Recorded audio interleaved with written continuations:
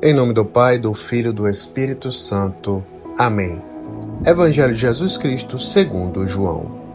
Naquele tempo, Jesus ergueu os olhos ao céu e disse: Pai, chegou a hora.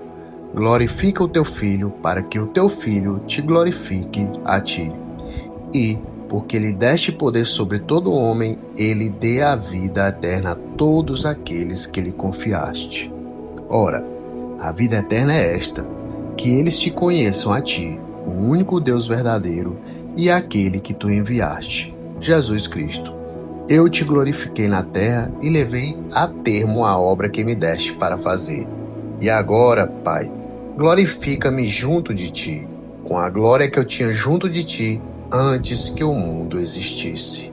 Manifestei o teu nome aos homens que tu me deste do meio do mundo.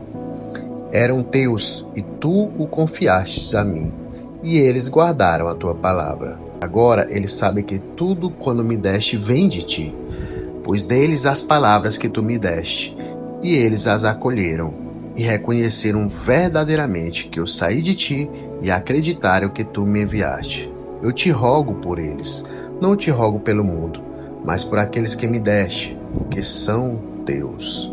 Tudo que é meu é teu, e tudo que é teu é meu. Eu sou glorificado neles. Já não estou no mundo, mas eles permanecem no mundo enquanto eu vou para junto de ti. Palavra da salvação.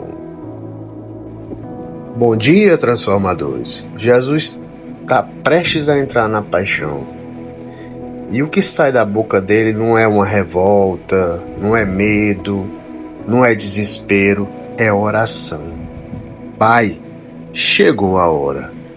É como se Jesus abrisse diante dos discípulos um lugar mais íntimo do seu coração. E não é um diálogo para impressionar, é uma conversa de filho. Jesus levanta os olhos ao céu. O corpo acompanha aquilo que existe dentro dele. Porque quem vive só dobrado sobre as preocupações, os cálculos, as feridas e as urgências da terra, aos poucos perde a capacidade de desejar o céu.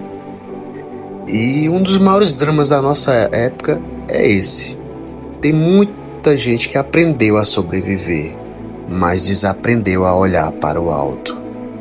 E Jesus, na noite em que vai ser traído, torturado e crucificado, ainda consegue levantar os olhos para o Pai. Isso fala muito sobre onde estava firmado o coração dele. A vida eterna é esta, que eles te conheçam. E quando a Bíblia fala em conhecer, ela não está falando só de ter informação. Não é conhecer ideias sobre Deus, nem decorar versículos, e muito menos ter frase religiosa na ponta da língua. Na Escritura, conhecer significa relação, intimidade, convivência.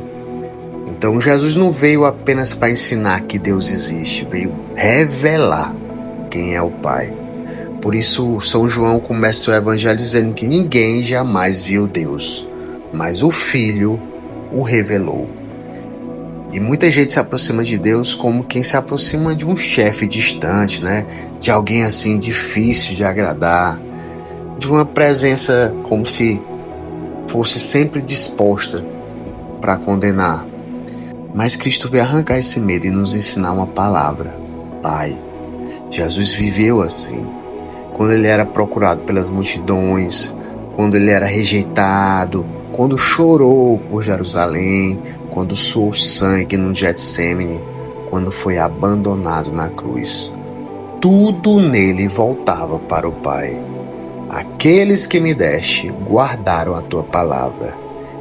E guardar a palavra não significa só escutar, significa permitir que ela permaneça dentro da vida. Porque existe uma diferença enorme, né, entre ouvir o Evangelho e deixar o Evangelho entrar nos lugares que ninguém vê. Tem gente que escuta a palavra todo dia, mas continua alimentando ressentimento antigo, umas vaidades, orgulho, até disputa dentro de casa. É uma necessidade assim constante de controlar tudo. A palavra foi ouvida, mas não foi guardada.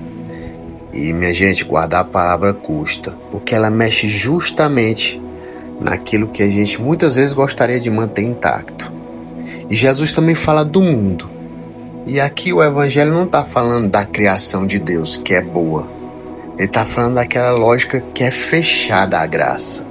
É um modo de viver onde Deus se torna desnecessário. Os discípulos permanecerão nesse mundo. Eles não são retirados dele. E o cristão não foge da realidade. Ele não vive anestesiado, nem vive um cristianismo de frase pronta, de aparência, de emoção superficial. E Cristo não pediu ao Pai que nos tirasse do mundo, pediu que nos guardasse dentro dele, guardasse o coração, a fé, a verdade. Porque sem perceber a gente começa a achar normal coisas que antes incomodavam. A pessoa começa a relativizar pequenas coisas, aí depois vai relativizando a consciência, o pecado, e já nem consegue mais distinguir o que aproxima de Deus e o que afasta. Mas isso não acontece de repente, vai ali acontecendo devagar. É no cansaço, é numa oração que a gente abandona, numa alma sem silêncio, e a fé vai sendo vivida só por costume. Por isso essa oração de Jesus é tão forte, porque antes da cruz, antes da dor, antes da solidão do Calvário, ele olha para o Pai e apresenta os seus. É como um sacerdote, como quem carrega nomes no coração: Pedro, João, Tiago, eu, você. Cada um com suas fraquezas, medos e feridas. E mesmo sabendo que eles seriam frágeis, Jesus não desiste deles. Isso é o que sustenta. Porque nossa esperança não está na perfeição das nossas forças, está na fidelidade dele. E Cristo conhece a pobreza dos que ama e mesmo assim permanece. Tem gente que sabe muita coisa sobre Deus, conhece o versículo, explica as passagens, vai falando sobre fé com facilidade. Mas intimidade com o Pai é outra coisa.